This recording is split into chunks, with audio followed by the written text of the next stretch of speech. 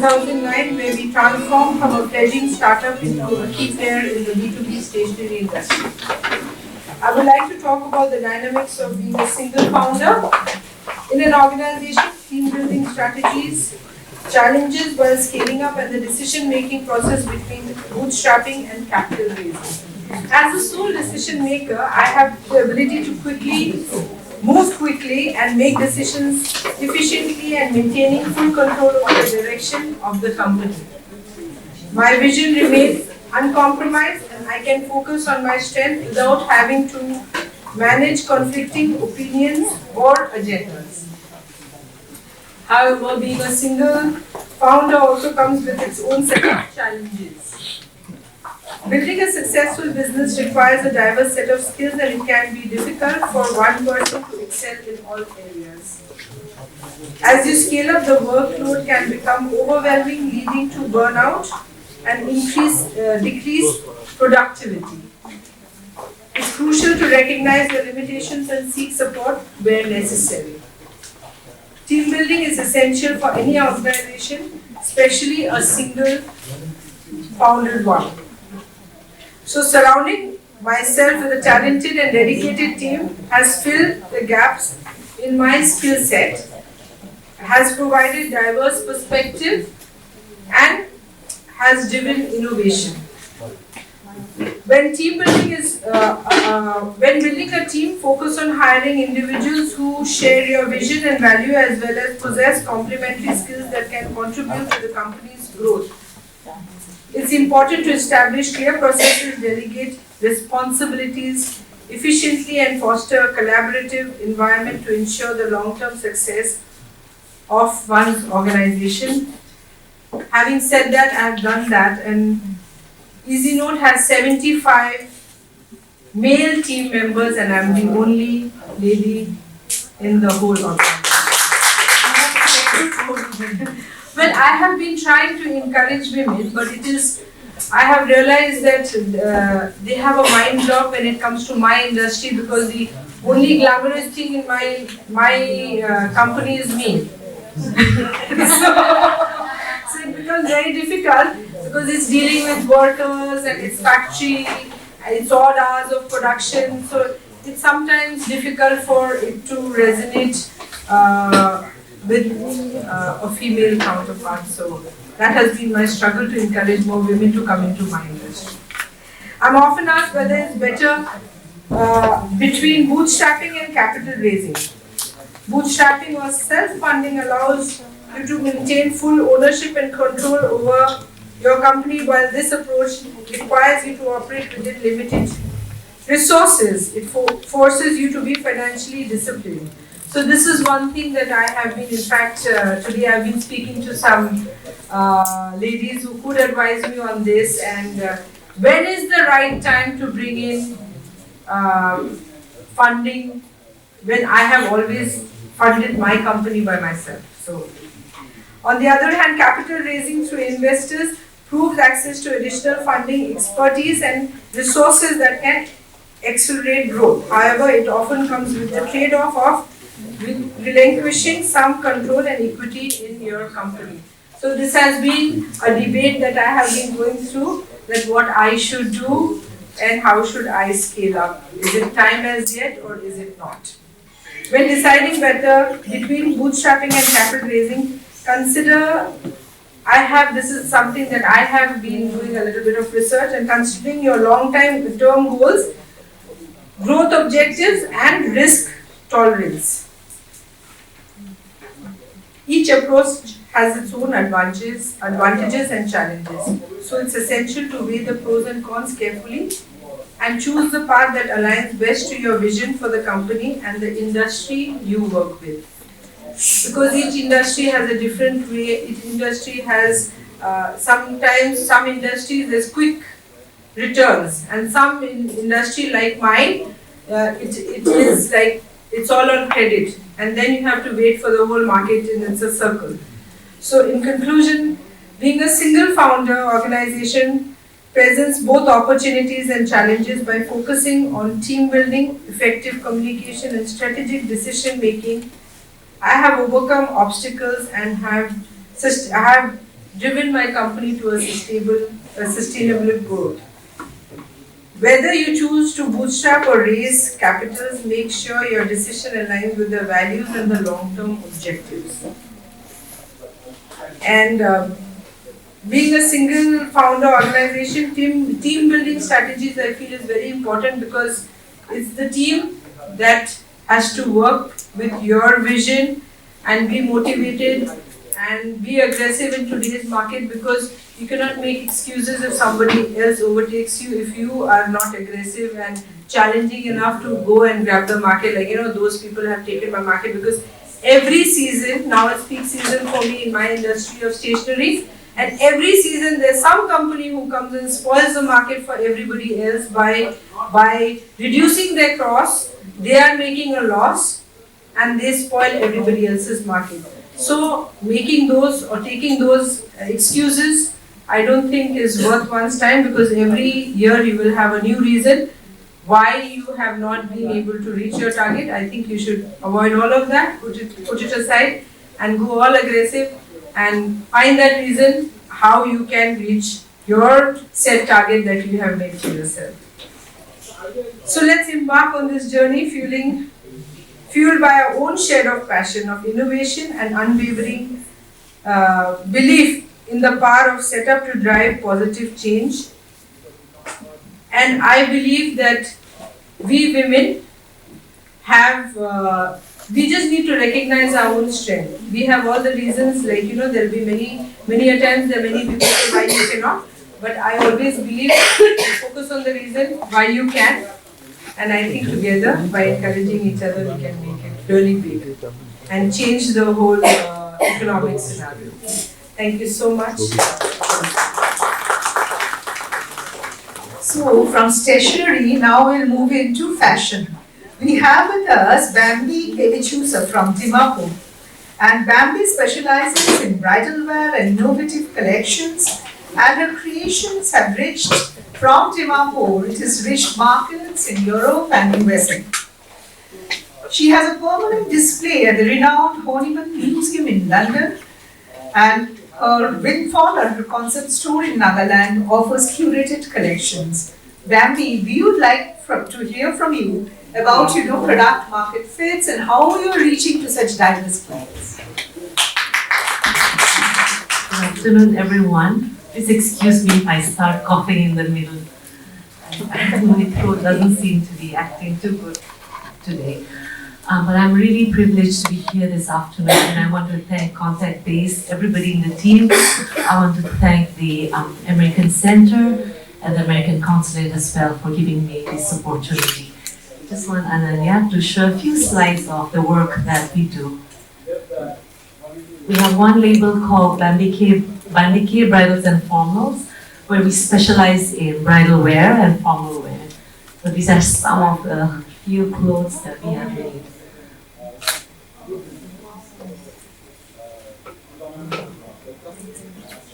So these are all customized. And we have another label called K Bambi K. This is the sustainable wear, that we use sustainable fabrics as well as organic fabrics and natural fabrics. And these are some of the clothing. So Irisil cotton bamboo with Naga woven designs.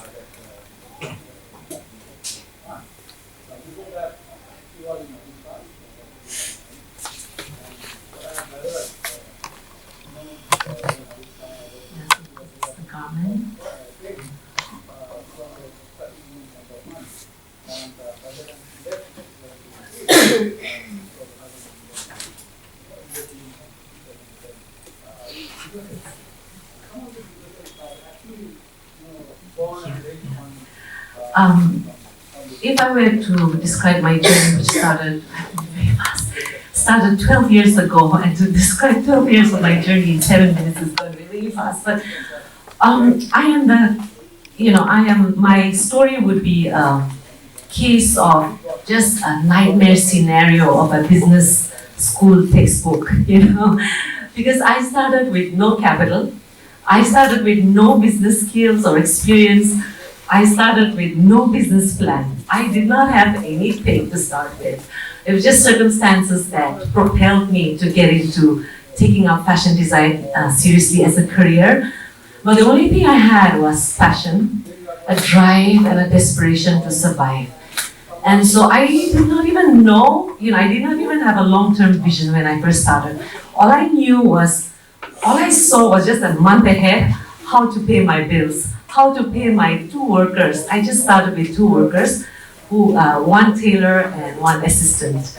And I had 2 manual sewing machines, 1 sewing machine and an overlocker. And all that I knew was how to make enough to pay my bills for the next month. Now, 12 years on from now, my team is still small. We are a team of 10. But I'm very fortunate to say that I have a team of very highly skilled, highly qualified and specialized in their trade. And I must say I have a fantastic team. And I just want to share a little bit of my journey and the lessons that I learned along the way. And the first is, if I were to give advice when younger people come to me and say, Bambi, what advice would you give? I say, I have to tell you what Jeff Bezos has said in one interview. And if Jeff Bezos is saying it, why not I? And it's about starting small. I started very small because of circumstances. But I think if I were to do it all over again, even if I had the capital, I would still start small because I didn't have the experience. And so if I had the capital and I started really big, sorry, I think my mistakes would have been really big as well. But because I started small, I learned making small mistakes. I learned along the way. And therefore the burden was smaller upon me. Yes, I know my journey of struggle to be where I am today. I know I cannot say I am where I want to be yet. But then where I am today, I know the struggle would have been shorter had I had more capital.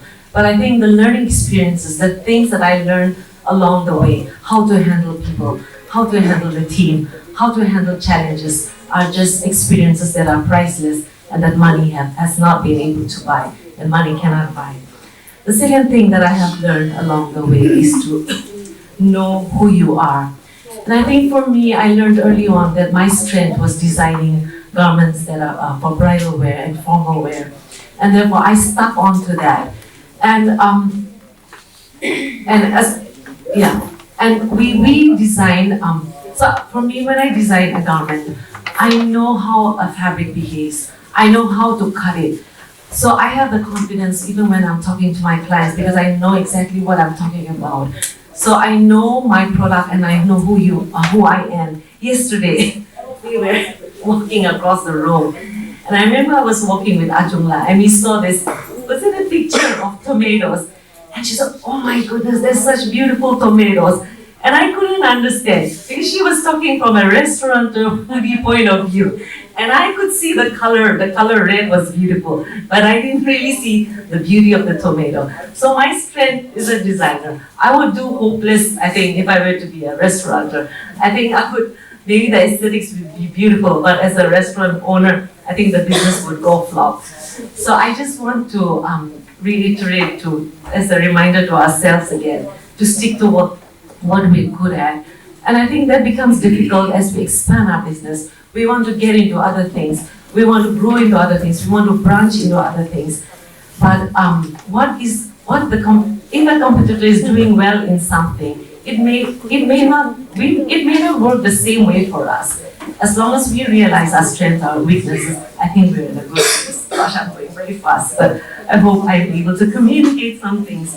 The other thing is to know my product, to know your product. For me, because my work primarily is dealing with bridal wear, to know your client. I deal with clients who come wanting customized bridal wear. And they want something that they cannot get from a store. They want something that is like a fingerprint. So what I do, I sit with them and I get to know them. I talk to them. And I use whatever that I'm able to glean out of them as I talk to them. I put that onto the sketch.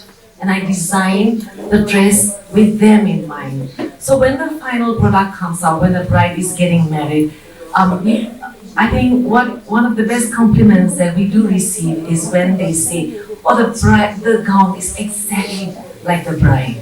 And I think that is for us an achievement. And we do take a little, how do you say, go out of our way to add something that would make it like I said, a fingerprint of the bride itself. Like for instance, I remember there was a bride who came, and as she was sharing her story, as I was trying to get to know her, and I was in the process of designing, she told me the story of a brother, her eldest brother, who passed away in an accident. He had meningitis in Meerut. He was an engineering student, and he was the apple of their mother's eye. And even as she was sharing, she just teared up. And it stuck in my mind. I said, how do I incorporate that into the dress?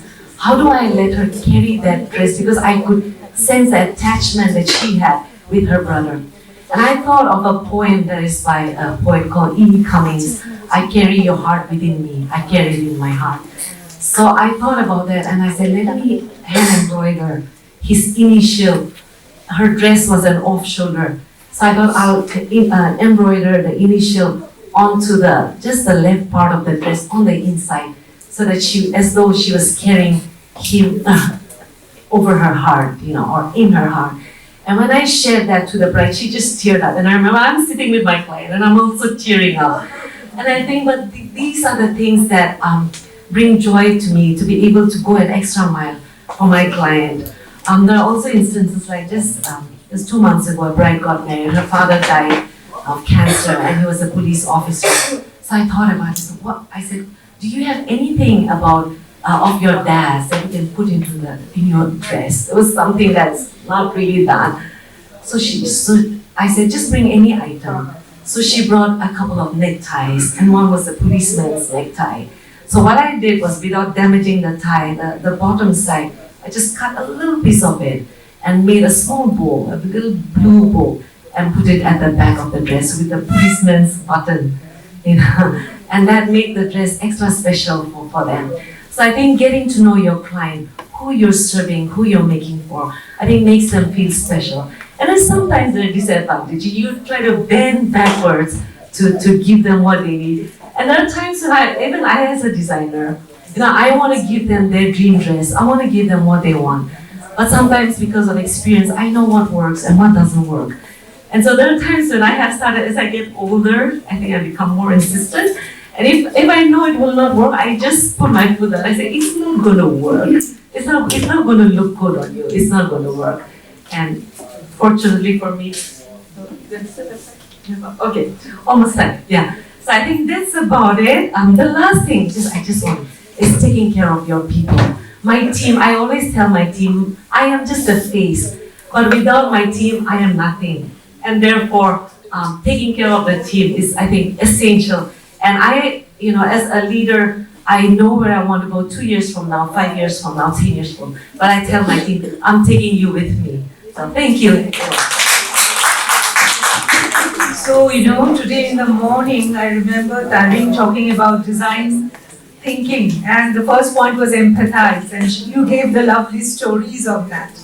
So from Eastern Himalayas, we move to Central Himalayas. So now our next speaker is Swarna Tamrakar, who is wearing many hats here, and her resume will be there, but what I'd like to say is she is member of a network, several networks, and also she runs multiple businesses. So I'll give her the chance to talk about this.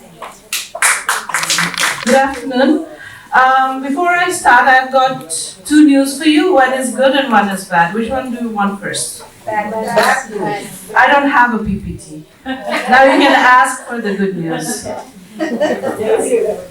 No, I don't have the PPT. It's the good and the bad news. So, good afternoon once again. My name is Swarna Tamrakar.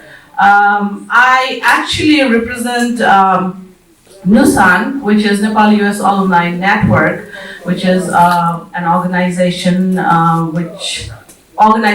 of fellow alumni from US Embassy in Nepal. That's how I got connected to contact base here.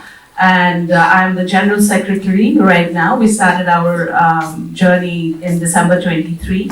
We have a female president, we have a female General Secretary, and we have a treasurer who is a female. So all three vital positions is taken by women. So I can proudly say, I think all of you here will actually understand the responsibility that and the challenges that comes with the position. So with that, I just started also another position, which is FNCCI, Federation of Nepali Chamber of Commerce and Industries, and I'm the co-chair of the Women Entrepreneurship Development Committee. So these are like my non-profit thing. And for-profit, which is my business, I belong to Tamrakar family. I am still unmarried, but even if I get married, I would probably still be called Swarna Tamrakar. So Tamrakar is two things together. That is, Tamra means copper and Kar is maker. So Tamrakar is coppersmith. So I'm the fourth generation, first woman to get into this business. And we don't deal with a lot of finished goods. It's more into like scrap and semi-finished. So it's a lot of challenge for me to get into that business first, to prove that as a woman I can do this job, and also that I can do it better than you. So every day I had that challenge. So now post-COVID, my copper business had been hit really bad because we export a lot to India. And sorry, not India, China, Tibet, and that is why the silver lining is I had another business from my mom's side, which is my grandmom's recipe that we had revised, reformulated it, kind of scientifically written it down. So it's a 100-year-old recipe from my grandmother that we have now bottled it. And we are selling it. And it's called Dilkumari because her name is Dilkumari Shrestha. The entire brand is dedicated on her name. So Dilkumari Essential is dedicated to my grandmom. So now I'm going to talk about, Ananya told me to talk about how I have marketed the brand. It's a niche brand, but I can proudly say I have about 800 followers on Twitter, now known as X, but I would prefer to call it Twitter because I'm so used to it. And I have about 700 something in Instagram. And I can say with confidence that these are my community and these are 99%, if not 199% my clientele that I've earned, and I had made that loyal clientele. So how did I come to that? You know, rather than having 50,000 followers, which is majority of them are going to be boots or somebody who's always scrolling on the phone, oh, I'm just going to like that page, whatever it is, I'm just going to like that page and follow. But these are people who have bought our products and have been using the products. So how did we use this for our brand is we don't have a physical store because during COVID, a lot of physical stores closed down all over the world. Even in Nepal, a lot of businesses closed down, and we took the opportunity to took it to the cloud. So we don't have a physical store for that. It's on the cloud. So a lot of clients are like, how do we trust you? You could be just a scammer, you know? You will probably ask to prepay things and then you're not going to deliver. But we have always convinced that this is, when we are having a conversation online, this is a position where you can actually click it and keep it as a proof that we're going to deliver. So we also ask the client that when you receive the product, do click the picture and send it to us so that we know that you have got the stuff. So of course there's always that positive side of things that we do. So now we use and we actually manipulate a lot online. The opportunity of using the digital platform, like I think about 80 to 100 times we check our phone in a day. So if we keep on posting things And it's the world that we sell, not the product, but the stories behind the product. And when we are selling the stories should align with your lifestyle and your stories as well. So it's that a product should relate to you. And that is why we do not principally, it can be wrong for a lot of marketeers, but what we believe is we don't want influencers to promote our product. We try to make it as real as possible. So I post a lot of picture of myself using the product, or we ask clients who have been loyal to our product to post their pictures with tagging us on Twitter or like tagging us on Instagram. And even if they have 4 followers, it goes to that 4 followers, which is, if even one comes to us, that's a gain for. We believe in baby stepping. And okay, we got 2 more minutes. It's like, you're talking about your kid and you cannot stop talking about the kids. So that's what I feel like. This is my baby. And I just want another picture, which I shared with Orina. Just how I try to make it look, no?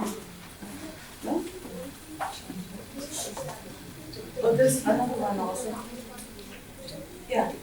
Oh, okay, no. So we have that. If you go to my our Instagram, you get to see a lot of before and after picture. So most of the pictures are from our clients or from by me, that we put in like how it makes a difference to the product after using it before and after picture. It could be for a year or could be a couple of months. So that is how we try to tap in people, telling them that these products are for real.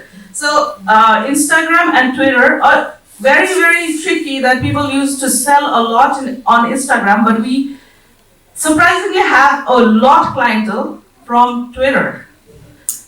In Nepal, I think we are one of the brands who actually tapped that niche crowd from Twitter.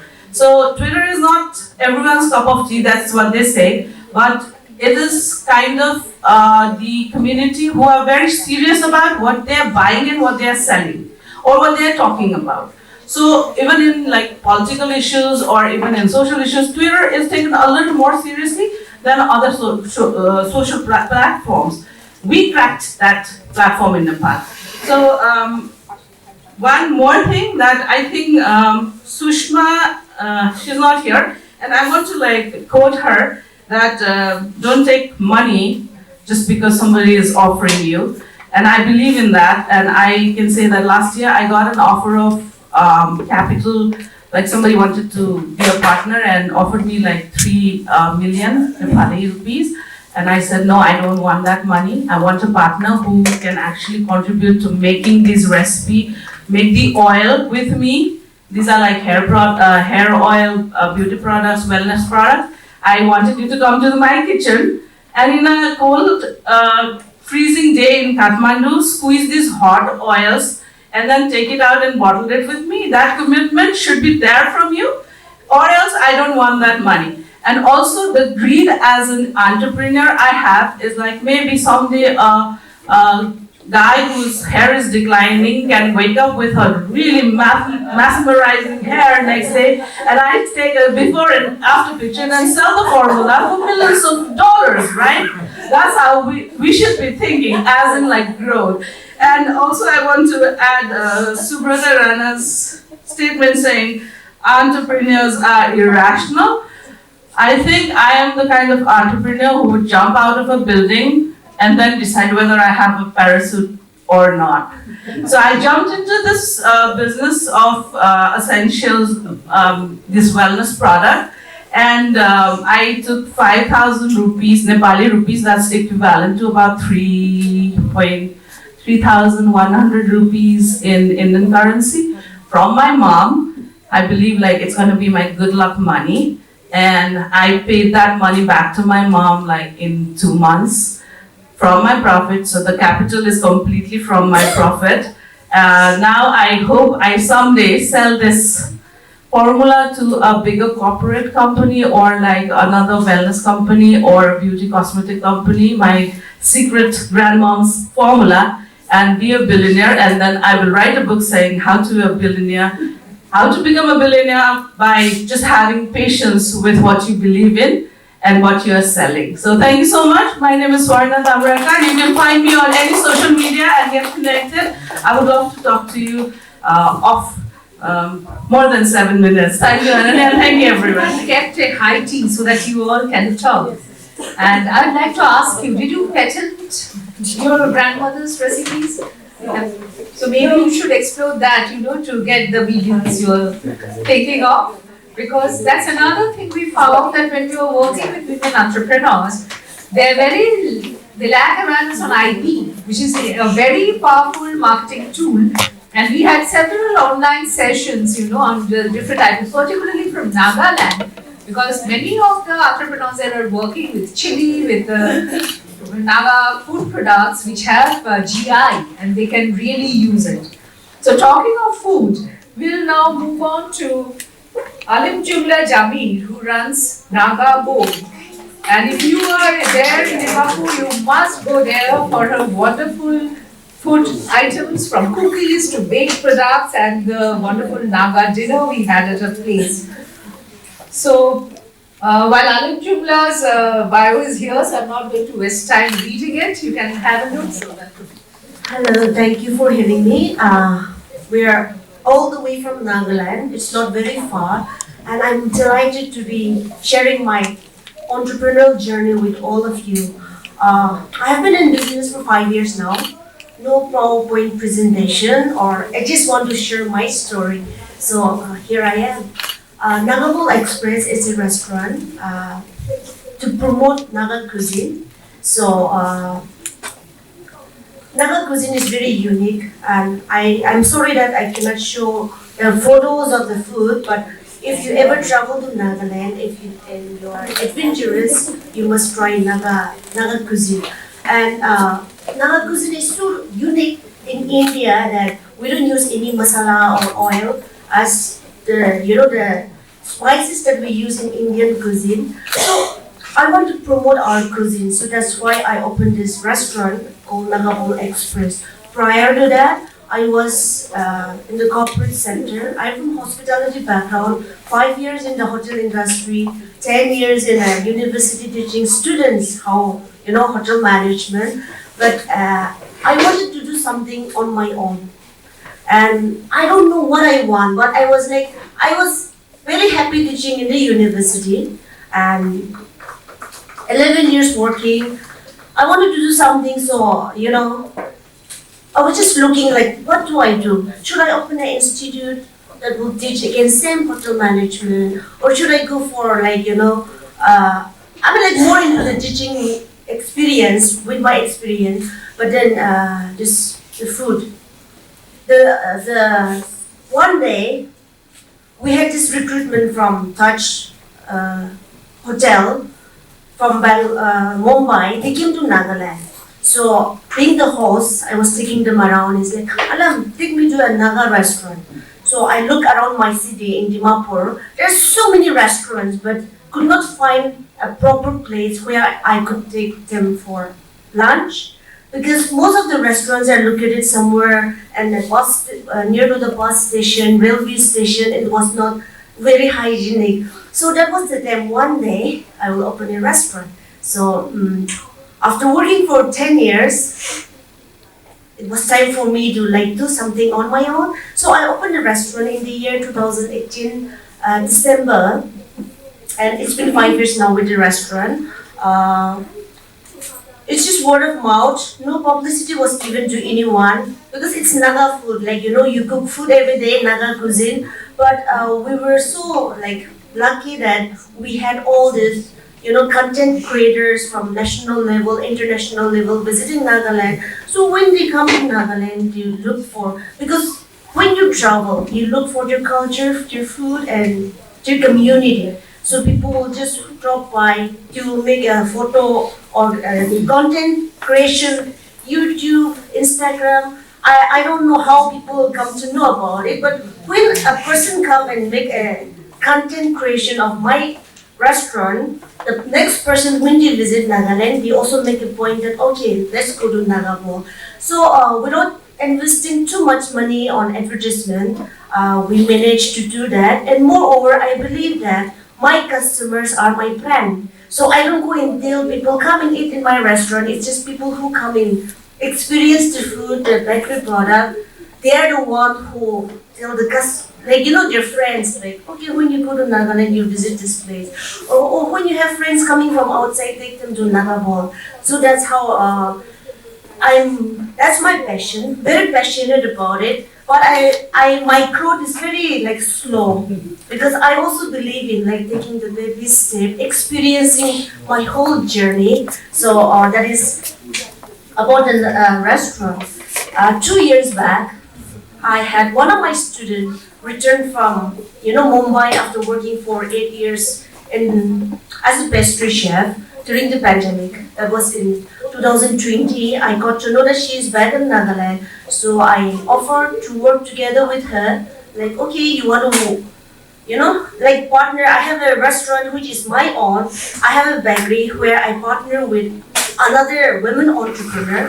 So she has the skills, she has the knowledge, but running a business was a little difficult for her. So I told her that whatever money I have, I will invest in you. Let's start a bakery in Why bakery? Because we have lots of good bakeries in Nagaland.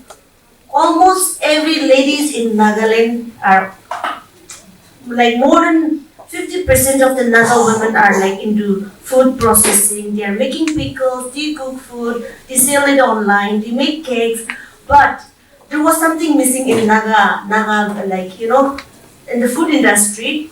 We have very good desserts and good pastries, but we don't have good bakery products, as in like savory products. So that is what I noticed, and I partnered with her in opening the bakery 2 years back.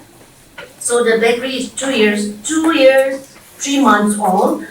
And I'm not growing my business from one city to the other city, but I'm just expanding my business in different vertical. So the last one I opened was Nagabol Pantry. So the pantry is a place where you will get really the good cooked food, as in like the Naga ingredients you will get in the pantry. So when you walk in, it's just a small building, but there's 3 shops that I have occupied. So you have the restaurant, you have the bakery, and you have the pantry. So when people come to eat in the restaurant, you will eat food, buy some pastry, go to the pantry so that you can cook some product, like for their lunch or for their dinner. So that's the concept, like kind of a food hub in one corner of Dimapur. I mean, it's the center of Dimapur, but in one area. So this days, every time you go out, you have like traffic jam. You don't want to travel, but it's very easy for people to just order. Okay, please get 1 portion of like Naga thali, 2 pastries, and 1 kilo of smoked pork. So that's how. Just from my own experience, like I'm also just experimenting, but I just work out like that. And I realized that okay, that was a very smart move to have everything in one building instead of me managing 3 different businesses in different locations. So that's how my journey with my restaurant. Can I take 1 more minute because I am here? Like we have a network called Women Entrepreneurs Network. So that is my business, but when I am not in my business, I work for Women Entrepreneurs of Nagaland. I am the chairwoman of Women Entrepreneurs Network because most of us entrepreneurs, we are first generation entrepreneur. Well, nobody has done any business in the family, so we need that hand-holding support. So we, 6 of us, we started this network called Women Entrepreneurs Network, and we have around 569 members who are into small business. They may be just selling vegetables, but we go and teach them, okay, please open a bank account, register your business so that when you need support, people will be able to support you. So that is the hand-holding support that we provide to them. We create awareness. Okay, this is the fund available for women entrepreneurs. Why don't you go and avail, like, those facilities? So we create awareness. We give them platform to network, to market the products. So we have women bazaar every year, and even when we have small programs, instead of an organizer asking 10 people to come and open your stall, they contact us like, women entrepreneurs, why don't you come and open your stall? So when they approach us, it's very easy to get 10 to 15 entrepreneurs and go and open a small pop-up bazaar. So I'm returning tomorrow. Day after tomorrow, we have another meeting. We have this military station called Rangabhar Military Station. There are 4,000 to 5,000 people staying there, and we want to have a pop-up bazaar inside the military station. So, we just give them the platform to sell their products. So that's what I do. And if you want to know more about what we do as a network, I'll be happy to answer. Thank you very much. Enterprises, over to you, Adhinika. Good afternoon. I was supposed to start thanking all the women, but I think it should be more than the right time because I had a planned presentation and last evening I just made the most sort of manuscript because I'm not a good writer and not very used to public speaking. But the network in which we are focusing on today has employed to not look at the presentation and talk to directly on whatever I learned, whatever I felt today. And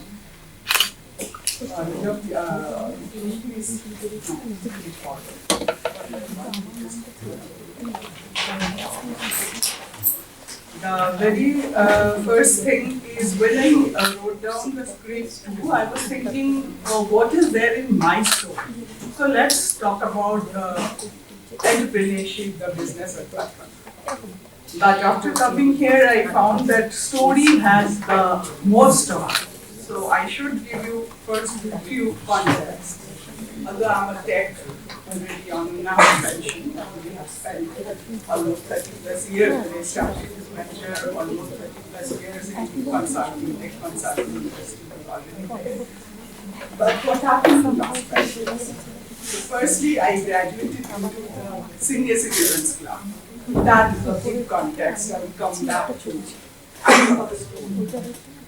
Second is graduating to be a mother of a daughter who has graduated in these 5 years. That is a big thing. She, apart from breaking many other barriers as and she is a woman, so I have to think of that context. Apart from breaking many barriers, one thing she has done in last 5 years, of course, she has just blown us on the face so that I am not going to follow your path. Not only in the sense of not being in technology, she is in social science. She refused to be, quote unquote, as doe-eyed as we are, we used to be. What did we do? Because we did a tech degree, we did master, then we did some job, worked for 2 years, etc. But she refused to do all that. She has pursued the undergraduate degree, then a master's degree, now she's going to pursue law. Why I'm telling this? Because her whole perspective is, even though I do a law, don't expect me to be in a corporate. I'm doing it for something else. So that has given me a separate understanding, whatever you say, and had empowered me to chase my dreams so late in my career. And thirdly, I have graduated in last 5 years because my journey started, this particular journey started 5 years back. So I graduated from being a frustrated tech consultant to a social entrepreneur. So these are the 3 things to set the context. And what I run is an agro business. We are trying to do permaculture, we are trying to do yes, we are trying to do permaculture and integrated natural farming. What integrated farming means is basically both together you can say that we, apart from doing agriculture, we do some aquaculture, we do some livestock, because yes, it's a hybrid, so that everything feeds to the ecosystem. And the goal is no input, no output from the land. That's what we aspire to. Now, with that in mind, these are the practices that we follow. Some of the practices we could not also, there are impediments to doing it. I thought of talking about all those, but now I think those are very specific to the industry, the business I am in. That might not mean much to you, but rather what is meaningful, I think what Anuna PS are asked for this talk. The very first I can think of is she talked about whether innovation makes sense when it is not particularly talking about technological advancement. The way we talk about innovation, every innovation dialogue discussion just goes there, lands up there, technology advancement, use of technology. Yes, it's technology. I am a person now, I would say I'm the most unpopular amongst my friends because of being so anti-technology. Because all discussion always boils down to, like I said, to the advancement of technology. There is advancement in technology because there is investment. For years, for 50 years, 70 years, 100 years, to talk about it. All the investments went into technology. That's why technology has advanced. So we know why it's not happening in other places. And what is important is the innovation, right? So it's not in advanced technology, only innovation is happening.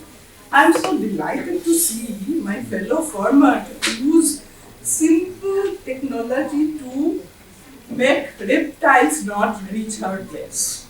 That is technology, that is innovative, and that is scientific mind. And that orientation only we learned in our technology education. What did we learn in our 4 years? And we all know the gap between academics and industry. So what is that we learned? What is the value of that degree? The orientation that we got from that curriculum. Then second thing, the second thing is of course common for everybody, that what matters in some kind of entrepreneurship is the attitude to learning, experimenting. And I must mention that I have a team member. I'm also running a very small team. I only have a 5-member team, and out of that, now I understand that how important that is, that only one person is. So only one person is. Can we go back to the challenge number 2? Yeah. Because yeah, I will come to that. Yes. So my team only has one gentleman, a boy, apart from them all are women. So there are problems, but I would mention them because when I talk about use of technology, use of experimentation, had he not been there from distance, I couldn't have experimented. I couldn't have implemented whatever I can start from distance. So that's where I should mention. And there comes another thing that is, I think, you say it's a strength or it is something that is a necessity, that I really, when I talk about this broader impact, etc., I think I really deeply have a respect for the ingenious lifestyle and ingenious processes. So, why it is important for me? Because when doing this, and being in consulting, you can imagine the kind of consultancy I was getting while starting this. So everybody told me to get access some consultant to set up, etc. And with many of the similar entrepreneurs starting this kind of business, I think it's going to come from completely different field. Only passion cannot take you to that one. But I don't know what, but because of my respect to these people and their learnings, knowledge, the entire landscape, we did ourselves. And the entire knowledge of the landscape came from this boy.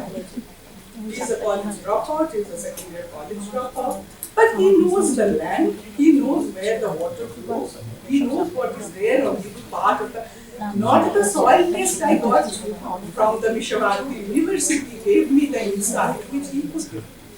So that is where I think this is important. This is somehow the openness to the indigenous things rather than focusing on expert advice, what is happening in universities and all. That's another important thing I wanted to mention. Then regarding scaling up, we all should think of that. Yes, the context of age I have to keep in mind, so finance will not solve all my problems, definitely. But most importantly, agriculture, particularly sustainable agriculture, has a special inclination to crop, I would say recommendation for crop diversification. It is pushing us towards non-monoculture,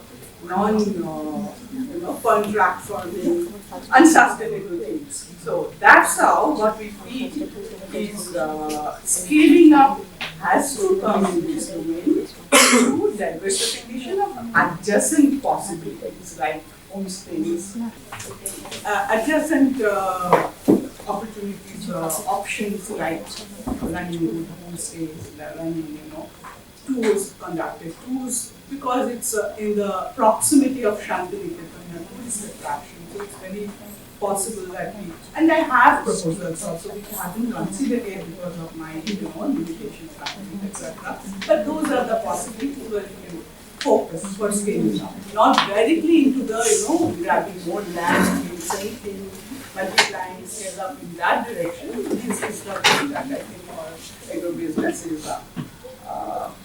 And the last thing I wanted to talk about, I think I have given enough pointers on agro-business challenges, learnings, etc. The last thing only I would like to talk about, this was in my original slide, how is agro-business in terms of women pursuing it again.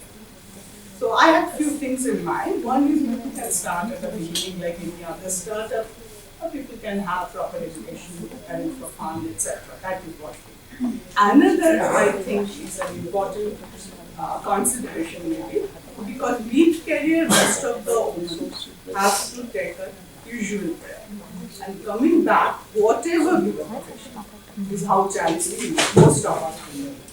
So while resuming, if we can plan beforehand the timing of the break to some extent, and if we can generate a corpus towards that, we build corpus. From the beginning of our career, we build corpus. Many of us who are in professional fields, we build corpus for further studies, we build corpus for this, that. Why don't we build a corpus for this? And we can do something like this. There are a few advantages, because post that break, the woman has to be a little slow on the career, number one. And number two, that is the time people otherwise have a very gloomy lean period. So this is a challenging, slow and rewarding career, not in the terms of quick return, definitely. That relates to the next learning, I would say, and the last learning. Agriculture is not certain. There are uncertainties, you have to accept that, and you have to keep eye on the long-term perspective of it when you talk about it. I think that's it. And also as early retirement option, like I did. I was confident to do that very late. So that is also an option, because that blends well with your, slowed down lifestyle at that point. Thank you. We have given focus to social entrepreneurs. entrepreneurs who are in sustainability business and creative entrepreneurs. So that's how we had some technology, but I think these are the sectors where women are doing well and which do not really get highlighted. So when we're talking of sustainability, I'll now come to Poonam. Poonam has a lovely name for her organization. It's called Darun Jinish.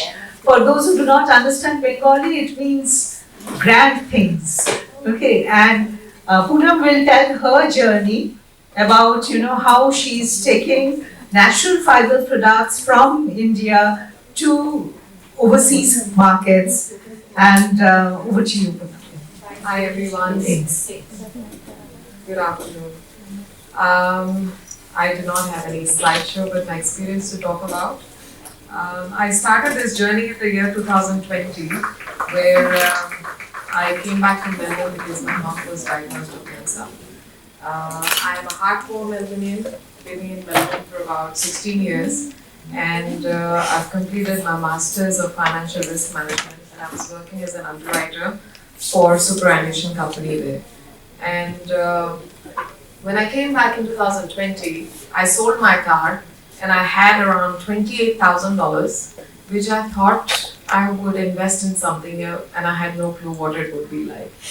And coming from a background where my father is a Gujarati, my mother is a Bengali, I had this deep connection with Calcutta and I knew the language very well. So as soon as I came back to Calcutta, I started trudging along the countryside of West Bengal, a very Aussie mindset of driving and seeing how the greens are, the pastures are.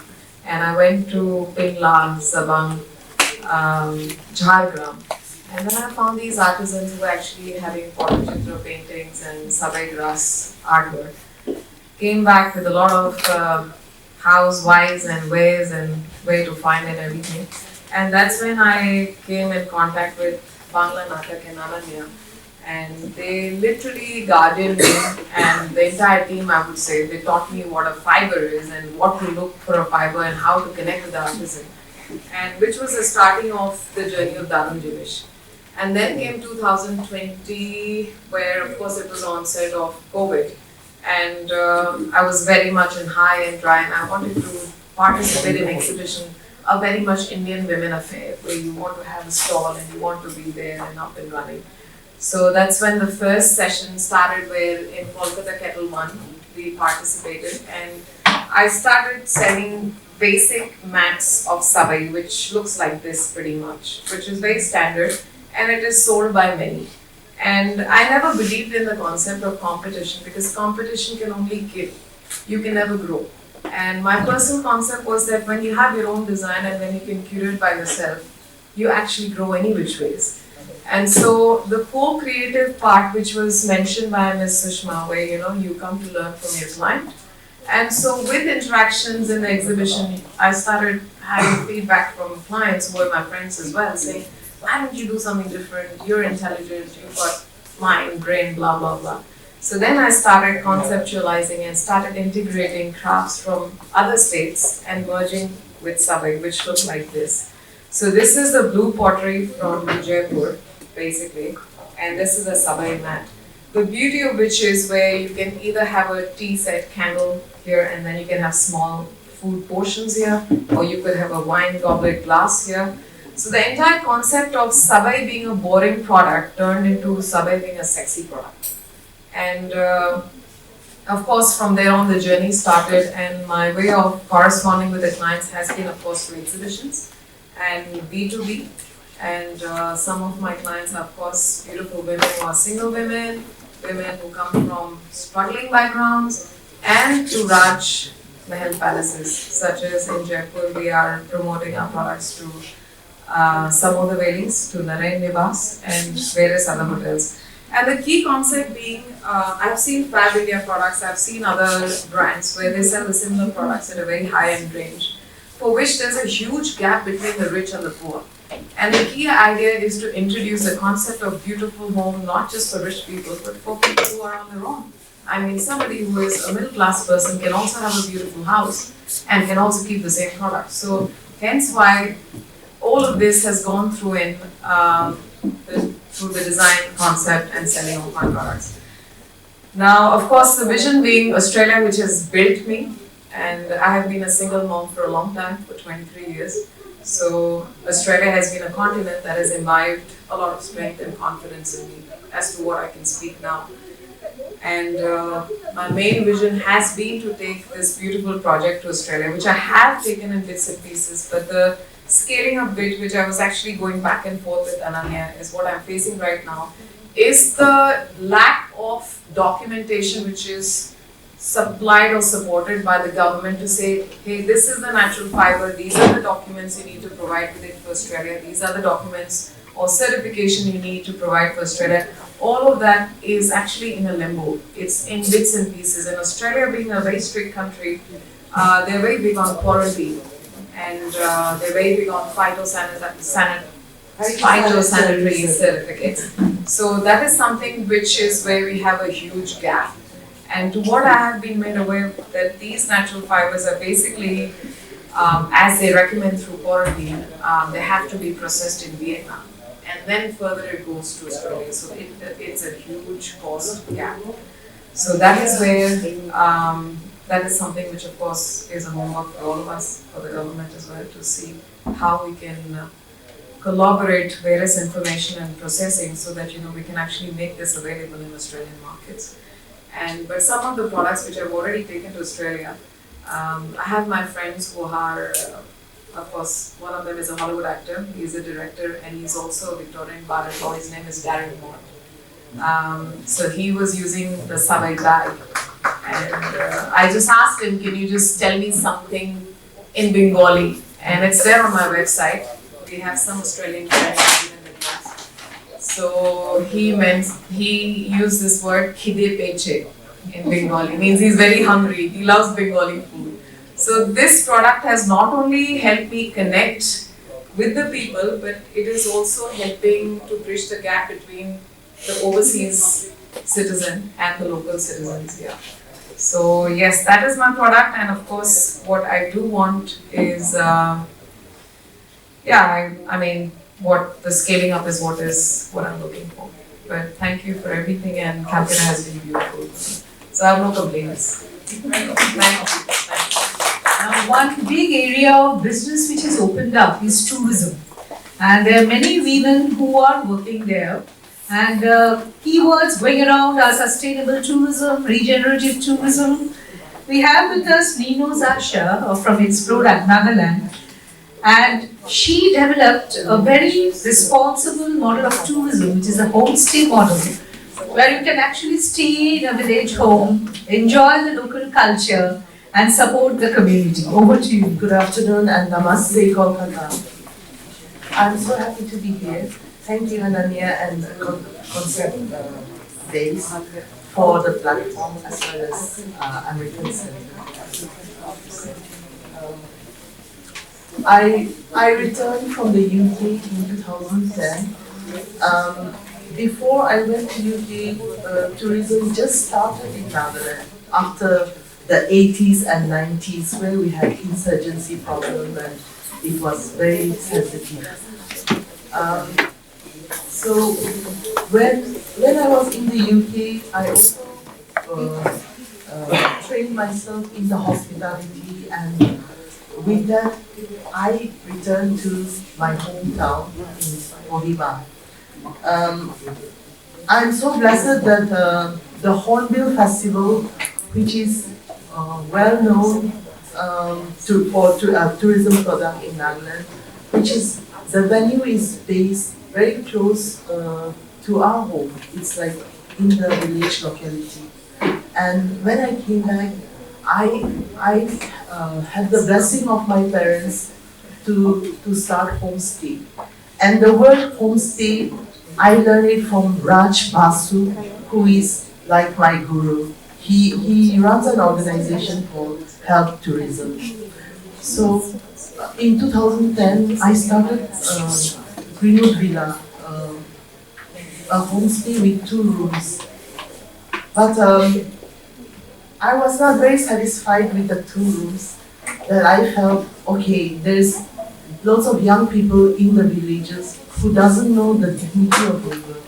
that if I felt that I should also do something for them. So three of us, we invested 10,000 each, and then we took a stall in the Hornbill Festival to run a food joint called Naga Fast Feast, where we trained them. It was a team for 10 days, but we trained them in front of house to talk to customers, as well as do some foodies as in, fried rice, barbecues, and sandwiches, and somebody in the kitchen to maintain the kitchen. And so that was the 10 days that we did together as a teamwork. Hopefully help them, also help all of us to unite together and work as a team and learn about hard work and earning. So those are the first things that I did as coming back. And then I felt the need that the women in the villages, we need to start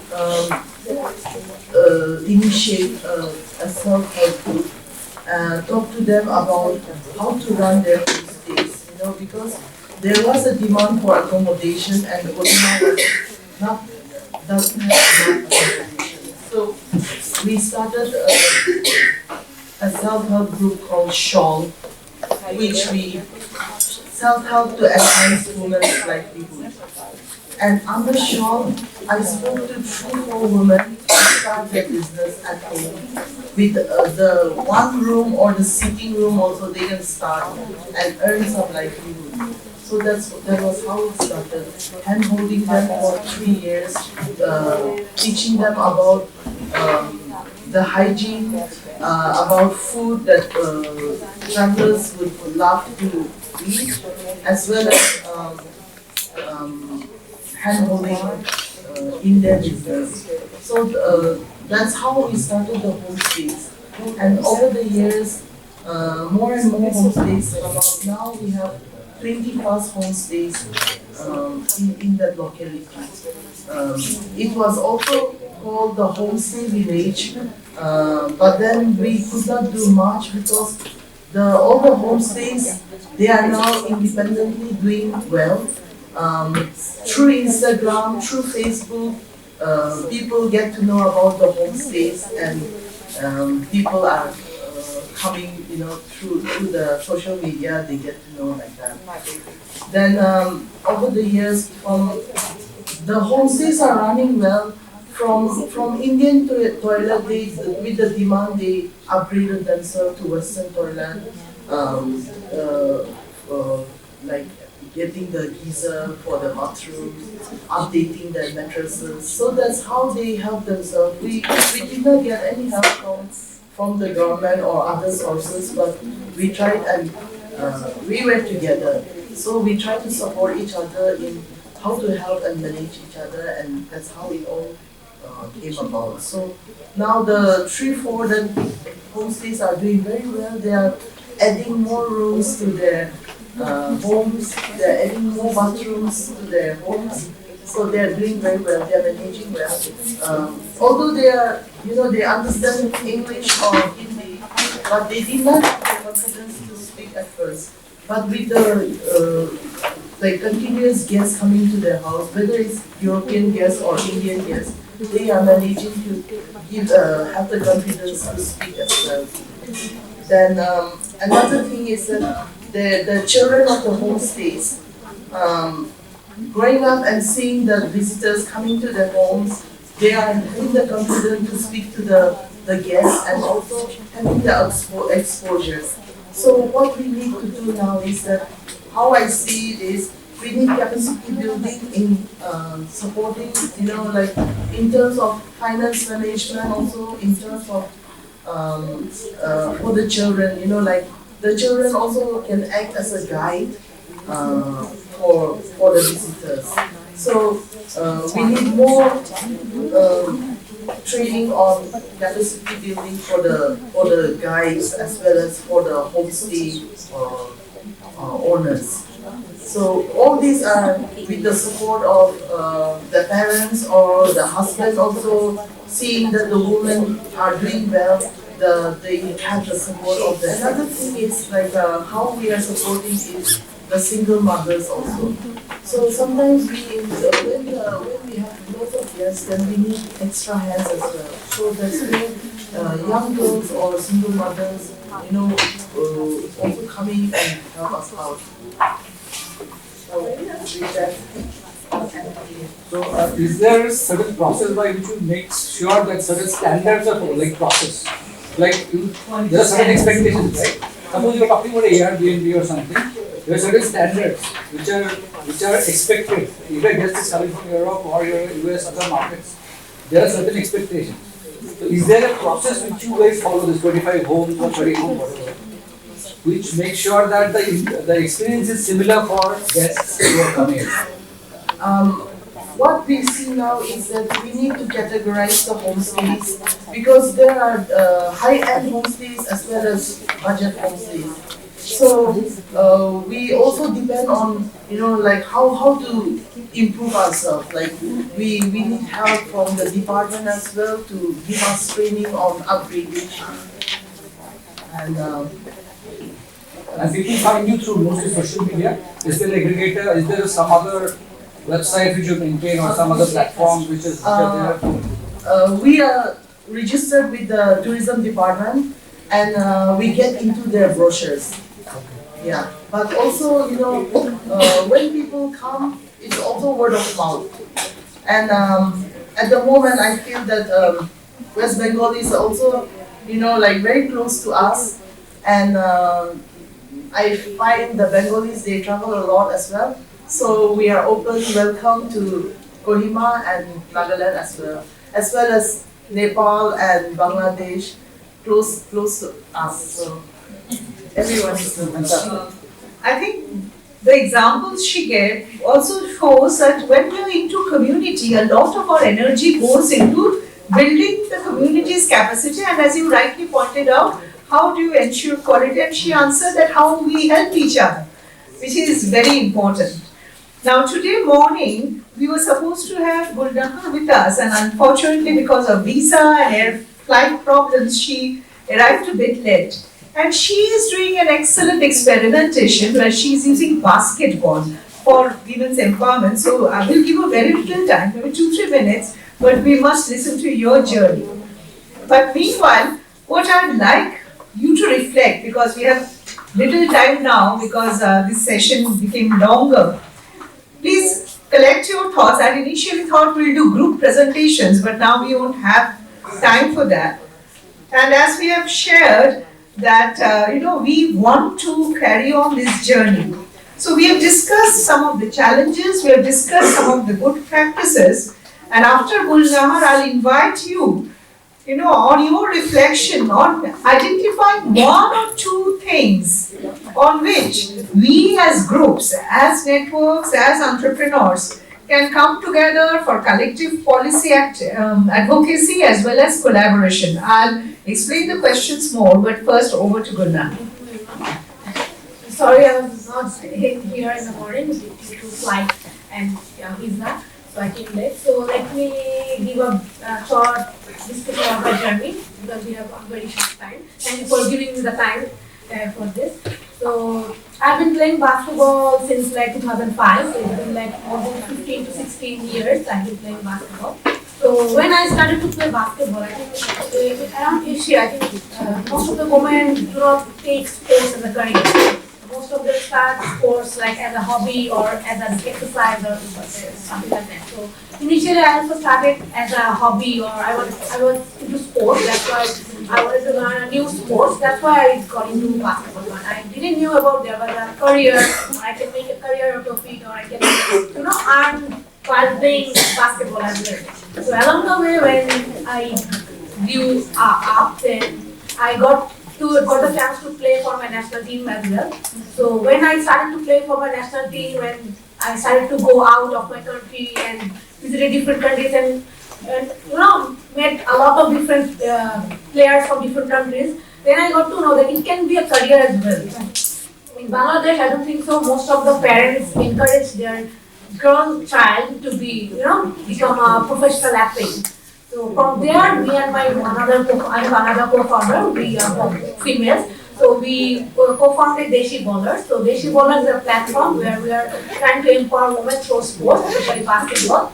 So throughout the year, we try to do a lot of activities which engage women and which involves basketball as well. So initially we started with a tournament because during my time there was no tournament for women only. There was only tournaments for boys because in Bangladesh boys have a proper setup, proper league, and they have a proper system of they are coming from the niche place to becoming a national player as well. But for girls, there is no system. So there was like a camp for 2-3 months. Then they used to select players from there, and then they used to go and play international games. And when they used to do bad results, the blame was on the girls because they are doing bad results. But the thing is, you are not giving the proper time to them to grow. But the time you are giving to the boys as well. So from there, we started a small tournament for girls only. The tournament was organized with our own money from our own pocket. So we had no sponsors or organizers. So after we did the one tournament, we got a lot of response from so many girls. Because most of the time when we question people that why you're not doing girls tournaments, so their answer was there's no enough girls to participate. So that's why we don't organize. But when we organize and when we saw that we have, but you don't organize, that's why you don't show. You don't see girls in tournament. You need to give the opportunity to them, right? So after that, we started to do more events on tournaments for girls only. Then not only tournaments, we also started our program to teach girls how to play basketball because in Bangladesh, I think most of the focus are on boys. We don't have a specific coach for girls as well. So from our training sessions, we started to teach girls from the basics because if you want to play in the national team, you have to learn from the basics. What we have started, like during my time, I have started from the basics. So we have a training school where we teach kids from like 7 years old plus to 30 plus women. So there are women who are in our community that they just play for the hobby, but when they were a child they wanted to play basketball, but they couldn't learn the sport. So they also come for the recreation as well. So sports, I think, is another part which helps us to overcome depression and anxiety. So there are a lot of girls who come to just to have fun, to have a really like after the whole day of office, they come to just to play and support others to help the younger kids to learn basketball. So through that, we also do a lot of events which are related to cyberbullying, self-defense, and also mental health. And according and also besides this camps and events which we do throughout the whole year, we also started to give opportunities to the girls who want to become coaches, who want to become referees. Because the reason we started Deshi Bowlers is that when I was young, I didn't get those opportunities. So I think if I have gotten those opportunities earlier in my life, I could have excelled more. But after playing 16 years or 13 years, then I got selected for the national team. But if there was a team for under 20, under 18 or under 16, I could have played for those teams as well. But there was no team, so that's why I couldn't participate in those tournaments. But I think now we are trying to give these opportunities because these opportunities are there, but people are not grabbing it. So now I can probably say that we have 5 to 6 certified female coaches, which in our tournaments they facilitate the teams. We have certified referees. We are trying to certify them in our tournaments. We give the girls to ref the whole game. Our girls ref the boys teams as well, boys games as well. So and also we have grooming at table officials of girls as well, because I think in basketball we need a table official, we need a referee, we need a proper coach. So we are also grooming those stuff, and we are also trying to get them certified for that, because I think certification is a thing which I think most of the people ask. What is their qualification? I think most of the people do not ask the boys as well, but the girls they ask. So we are trying from our side that if we can't get them certification from Bangladesh, we can try to get the certification from outside as well. And also that this is the 3rd year, we are also trying to send girls to the US for their sports exchange program. Like, and we are also associated with the US Embassy from Bangladesh. So last 2 years we have sent 5 kids to the US for the sports exchange program. I think these sports exchange programs were always there, but nobody, grab those opportunities. So now we are trying to send, like every year. This year we are also sending 5 girls to the US for like 16 to 20 days to be at the camp and learn about sports and how through sports we can learn a lot of stuff. So, but I think during my time I didn't get this chances. Like these were there, but nobody told me that you can apply for this or you can apply for that. But I think now as we have social media on our hands, so through social media we are able to reach people who are interested. We are able to reach other girls who are interested in here, and also the player who are like us. We have played for a long period of time, but after playing, we don't have nothing to do. So we are also giving this opportunity to girls to become coaches, so that they can continue or stay with sport what they love. Because I had to balance my work life and my sports life together, so it was very difficult for me to from 5 a.m. in the morning till 11 p.m. at night to do my job, do my practice, then do all the stuff together. So it becomes very difficult if you don't get the financial support. And I would like to end by saying that about the sponsors and investment stuff. As we are a female-led organization, I think it becomes difficult for us to grab some sponsors when we have events, because we are a non-profit organization. So when we go to different organizations and we ask for sponsors, and if it's sports and it's women and basketball, so the limitations become very little. So it becomes very hard for us to go and grab sponsors for our events, because it becomes difficult to make them believe that no, we can, your money is not going on waste. So we try to convince them. But it's been 6 years we are running Deshi Bowlers. So now I think we have pretty much a good reputation. So whenever we go for sponsors, or we also get media support as well. So I think with time, I think that we need to change the mentality of the people, and we need to see sports as a career, not just as a hobby. So thank you. So we own to the group presentation, but I'll now open up the floor for you, because I know we have designers like Chitralekha, people who runs network. From a network perspective, I'd like to hear from you, your suggestions. So anyone who is interested to take the floor, please give the mic. And I'll just quickly share our whole plan now. So after this, Jaya has been running Aspire for her. First is access to finance. After 20 years of lobbying with the government, they gave subsidized loans for women from 10 lakhs to 15 lakhs of Nepali rupees. That is about maybe 6 lakhs to 7 lakhs of Indian currency.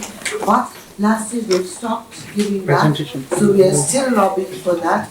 And this money was given to politically motivated people also, and it was a huge amount, huge sum that went without verification that these are women entrepreneurs. We might be having the same problem in all inter-regions, so that's why I took out this. So is this like transparency in access to transparency and verification also? Because if women associations, women networks verify that they are women entrepreneurs actually, then that would be good to give that, And we are already spoken of WeConnect. I think I'll share about that. They have this process. Yes. So I have 4 of these. Then accreditation labs. We lack in labs because for me, I had to send something, not only me, there were other entrepreneurs also. I had to send something to Holland, and I tried to get a test report for that, but there were no labs that could prove that my bugs were virus free. So that couldn't go, that thing. It was a huge order, but it couldn't go. So we are actually lobbying for this in Nepal, and EU has promised that this will come up, so maybe it will take some time, but with the American Embassy, American Consulate General also, I would like to put this up, and with reconnect also. So a collective effort will be good. Then Nepal is a landlocked country. We have to send a lot of exports via air. And in India, the air freight is subsidized and it's reasonable. But in Nepal, the freight rate is very high. We've been lobbying with the government so many times, for this. I think us only lobbying for this is not enough. It should come from the inter-region, and the freights are very, very high. If our national, we've also asked them if our national carrier would make the freights down, then the others will also come down in this. But then, how do we go about it regionally? Then another thing which is affecting all of us in our region, in the South Asian region, is that there's manpower drainage. There is hardly any people left to work for entrepreneurs. So that is also an issue. Thank you. Anyone else has any points? Chitralekha, would you like to share anything? You have? Good. Sharni? I talked about my product. Now I'm going to talk about the organization I'm with. So I'm with the Women Entrepreneurship Development Committee, and recently, in last 6 months, Nepali government had amended the e-commerce bill, where they are asking micro, small and medium enterprises who are selling their products online to get not only registered, but they have to have a website, and they need to have certain things that they regulated it, but in a way that these small and micro enterprises are going to die, basically. And these giant, already established e-commerces are going to, it's just like these big fishes are going to eat the small fishes. And in this kind of policy, 99% of the women-led businesses post-COVID, which are online, regardless of whether they are selling just pickle or they are selling their services, as in like tangible and intangible goods, these companies and enterprises are going to die. So policies which have worked with other South Asian countries should be an example for Nepal, and these countries should pressure Nepal not to have something which is going to discourage women-led industries and enterprises. So that is one thing I have been talking about strongly, that these kinds of bills and policies are going to kill a lot of women-led businesses. Already women are surviving and fighting to survive with the kind of small peanuts policies they are getting, and this kind of bill coming in, probably in another 2 months they're gonna just apply it. A lot of struggling and already established businesses are going to get hampered. So I just wanted to bring that. So basically giving voice, to Yes. this session. Yes. So this Thank I you. just want to add something, like if you ever, Can you please introduce yourself? I'm Nirupam from NASCOM.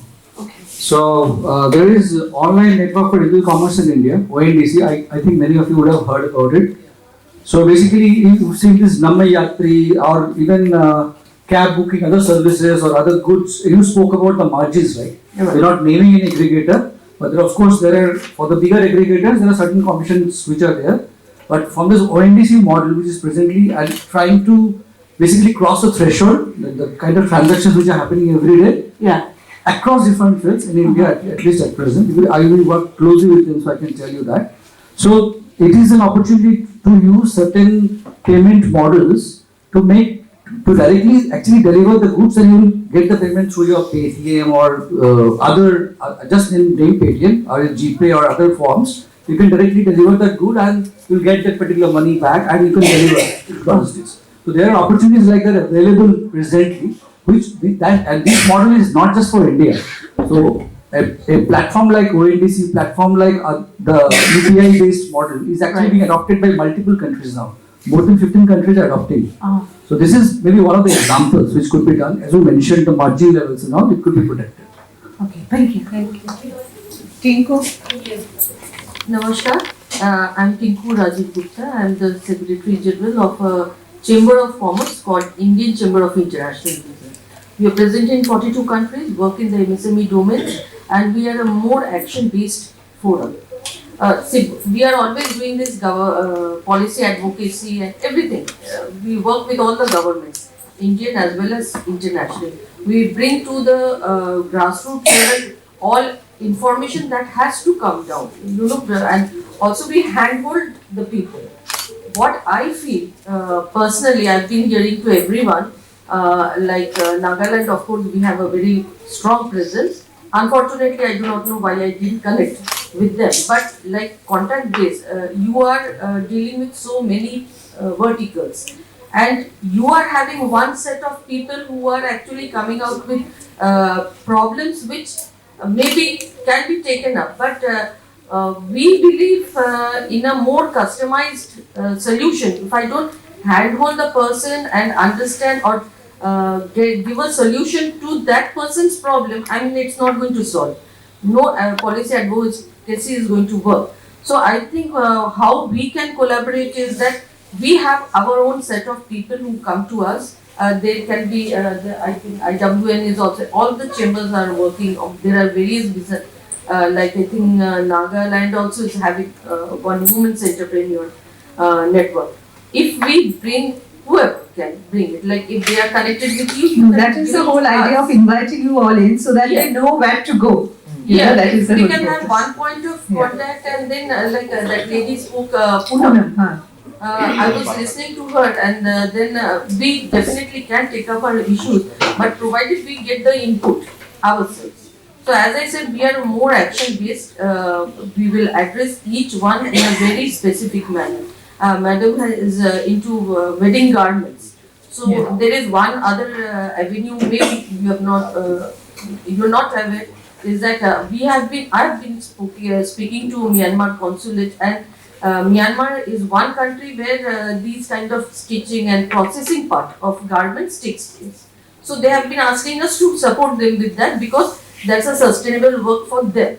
So if people like you already have a market in Europe and you are yourself a designer, so if you can train these kind of people or outsource these kind of processes, then maybe some kind of a regional balance can take place. So these are certain dots I think we can all collaboratively put together, but there has to be one point contact. I think contact base is doing good job. Thank you. Jaya, I'll now look into you. You have been doing this in South and Western India, and if you can come and share some of that. How to connect the dots, that is a specific question.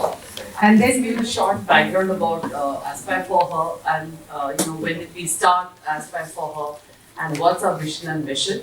We as an organization was launched at the peak of pandemic on the 8th of March 2020, and the focus and the goal of the organization was just to make sure that we bring diversity to workplace. And we realized that we were in the lower end of the gender diversity gap globally, and you can keep moving slides. So the vision is actually to impact 1 million women and add 5 billion to the India's GDP through the increased participation of women workforce by 2025. This was typically, how do you make this possible? By creating a financially independent woman, by turning every woman's careers into action. So typically what we had noticed, and we were corporate, Madhura Das Gupta, who is the founder of Aspire for Her, we are all bankers. We all have seen people coming to work and then suddenly dropping off from their career in the mid of their career, and then finding it very difficult to come back to work. Many of them really have other issues, okay, they can't get to work. So we said that if we do not address this issue, then we actually will lose a lot of GDP of the country. And that's why we started with this, the vision and the mission, as you rightly see on the screen. Next. Actually, if you go, just go back to the slide, if you go to see that we are actually 143rd country from the bottom So we are actually fourth from the bottom globally as far as the gender participation of women in workforce is concerned. We are very, very low. Okay? And in fact, the list of the countries is not there, but you'll be surprised to see that actually Saudi Arabia is better than us. And that's a surprise. Yeah, that's a surprise for all of you because they are better than us. This is our formula. Okay, so obviously, we've kind of worked on many factors. We're trying to figure out how to make this possible. And we know that there's a lot of things to be put in place. So we realize that there are 3 E's that are very critical. And as Madhura always says that there's a formula that all of you know that has been taken from some other formula and we have used it in our formula, which says that EQ is equal to MCQ. And EQ actually stands for employment, entrepreneurship and education. So what is employment, entrepreneurship and education has to do with all this? If you do not get women to be educated, they cannot come to workplace, which is very critical. If you don't provide them employment, they won't come to workplace. And if somebody wants to become an entrepreneur, and I've been very impressed and I've been overwhelmed with the conversations that have been happening here since morning. If you don't facilitate entrepreneurship, then you are still not helping the building the gender gap index. So, but is it possible? It's possible. But there are some factors that can make it possible. One is mentors. We have about 300 plus mentors on with us. Are the who's and who's of the industry are there of sectors agnostic. It is every sector, every CXO, every CEO who is a woman is on our board. We do actually, because when you look at mentors is when you realize that if that person can be there, I can also be there. If there is a need for us to go back, and I strongly feel as a woman, all of us need mentor. It's not that men don't need mentor, but women need to have a mentor because at some point of time, you need to have a reality check as to what you're doing is right or what you want to do is possible. So we do it through 3 C's. We actually work on cohorts. We work with organizations who actually come back to us and say, build a cohort for us. For example, we have organizations like National Payment Corporation of India, who is a subsidiary of RBI, from where your BHIM and all these emanate. They came back and said, look, we need to have we have a returning program. And we need to have women who actually are on a break and want to come back to work. But we need people with 1, 2, 3, 4 skills, cannot be more than 4 years of break. Create a cohort for us, skill them and get them to us. So we work with the organization, we work with the communities, which is the next point that I'm trying to talk about. We have 18 communities and return to work is 1 community. So we work with them, we work with the community, we did the soft skill training, we made sure that they polish the skills on the payment, on the requirement as per the client. And then what we did was we got them, so 10 of them from the return to work communities actually are now with NPCI. So similarly, we work with multiple communities and we work with also corporates on the other side. For example, we work with AWS. AWS is a big partner for us. As an organization, what they say to us is that we are worried about the cloud computing capability of women in the industry. It is very, very low. So we will provide you the skill and the resources, you train women. So therefore, we have now, as of now, we have trained about 40,000 women in the cloud computing space, and multiple corporates in the industry are coming to us and picking up candidates from our source. So therefore, we work with skilling partners on one end and we work with corporates on the other, and we marry them both based on the requirements. So therefore, we have created 18 communities in that process. So we have these are our communities. These are only small part of the communities, but these are some of the communities that we have, and the youngest one is called the Sports Ki Champion community. And the reason why I'm calling it aloud here is because there is this the sports women who actually go and play for the country and play for the state. When they come back after their sports career, they don't have anything to, they don't have a job, and they either sell their medals or do. So what do? We actually work, we have created a community, we skill them. We skill them with soft skill, we skill them with digital, we skill them with requirements, and then we also talk to corporates. So right now as we speak, it's a latest community, but we have about 10 of them who actually got jobs in various corporates. We are also working with them to help them, clear the SSC examination, the government exams for the jobs. So that's a community which came out of someone's passion. Rika Roy, who was the NDTV sports or editor who used to be there, she has seen the sports community very closely. Since the community was created, so all these are various communities, and we strongly believe that if communities are there, it's a very strong network. So you keep helping each other to kind of come back to the corporate. That's our partners that we work with. We work with multiple partners, both on the corporate side as well as on the skilling side of there. We usually, for organizations, we work on attract, recruit, and retain. We actually help the corporate attract. We work with them to source candidates. We also work with them to retain, which is the biggest challenge today all organizations have. And then, of course, we try to make sure that we help them retain. We do leadership programs, and we make sure that they stay back in the organization and don't just at the drop of a hat go out of the organization. So this is something that we work with organizations. One of our strategy process. This is a very interesting community that we have, which is the entrepreneurial. I want to spend some time on that, and that's the reason why I kind of thought entrepreneurial community is a community of 30,000 plus entrepreneurs who's very, very young and very enterprising. So, and one of the rules that we follow as part of our process is that whenever we have any birthday, we have any function, we have any gatherings, we only distribute the stuff that the entrepreneurs make in our communities. So we have entrepreneurs from Assam, we have from Meghalaya, we have from Calcutta, we make sure that we distribute stuff of the entrepreneurs. But this community is really gathering momentum because we right now in AFH we have created a resource pool. You want any resource. If you want to set up your business, you want to do tax filing, you want to do GST returns, you want to set up the legal part of it. We have resources available of all kinds. Technology, if you want to know what technology to use, you can come and register, you can talk to us, and we will help you set it up completely once you're in the community. We also do entrepreneurial melas. Okay, we also have melas that we create, and today as we speak, we are setting with Meta. We are actually having a entrepreneurial mela across the country. So anybody who wants to participate in the entrepreneurial mela, do register on the with the Meta to be part of the Meta mela. Please let me know. I'm here. I'll send you the link. You can register and be part of it. And here's the website where people can find out. Yeah, we are available at aspireforher.com. Everything is on that. So we actually are partnering with, of course, all of communities are sponsored.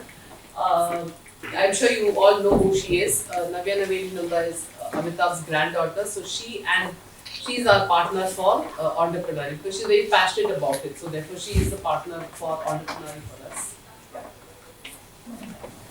So we work with early stage, we work with mature, we work with the mid-stage startups. So we support all kinds of startups. We're open for everybody.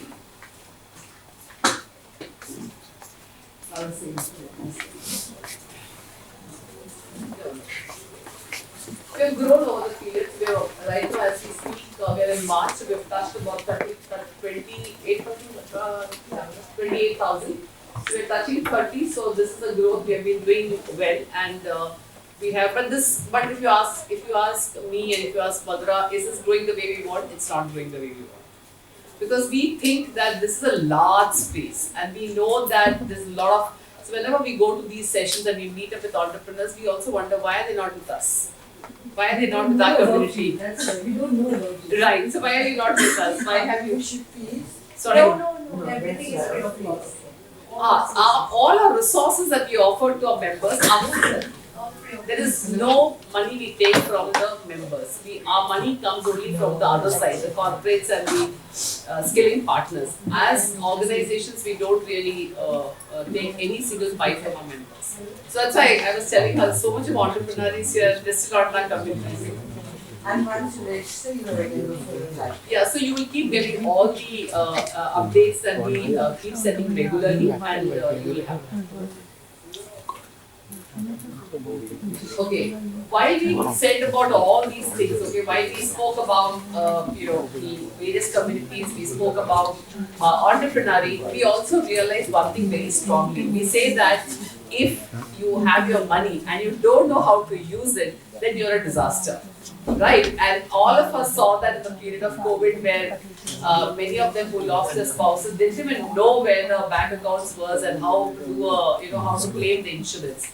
So as bankers, we realized that we had to bring in the Chiro's money concept. That is, you need to know how to use your money. Okay, if you don't know how to use your money or how to build your money or how to do your savings, it is a disaster for you. So as an organization, we also run something called as a She Knows Money, which is a financial literacy vertical. So we work with corporates and we also work with the rural. So we are partnered with the US Consulate of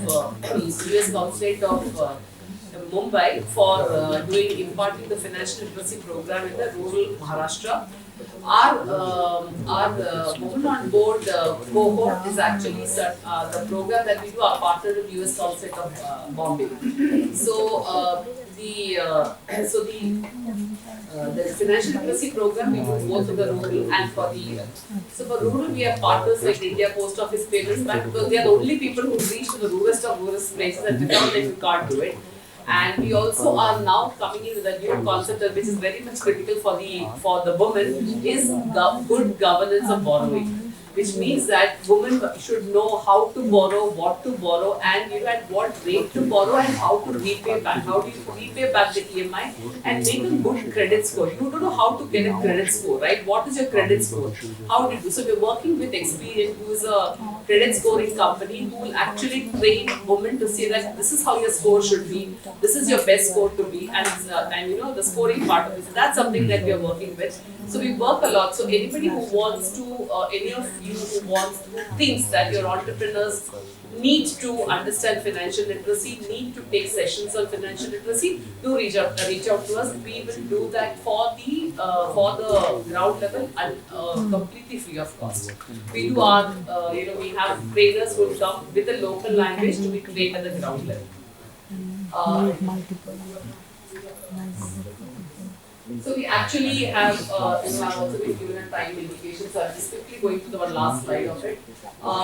We actually make it aware, we actually give confidence, and the last leg to make sure that there's an impact to what we're doing is we actually make sure that they transact. So be digital transactions, so we work with NTCA who comes in, who partners with us on the digital training. So at least people can transact. One of the experiences that in the ground level when we had gone to trade, when we were talking to the ground level woman was, there is no ATM at that level. So when we asked how do you then take money? She says, if I give my ATM card to my husband or my son, I don't know instead of the 1,000 how much 1,000 will go up. So I don't use my card. So where is my nearest point, the money lender? So that's the challenge that we are all facing and we need to identify. So that's why the awareness, confidence and branding. This is just, we are about 4 lakh members as a community. We have grown, in 4 years we have become 4 lakh, and we are quite active on the social media. You will see a lot of top-notch leaders coming and speaking on our platform. We have been able to attract talent of all kinds, not only just the people but also leaders of all kinds that come on our platform and spoken to us. And of course, these are all our partners that we have done. So that's about it. I think I've covered the whole thing out. If you look at our website, you will find all the mentors. Happy to connect. You can reach out to any of us, me and there, Doyle is there. Reach out to us if you need any help and support. Thank you.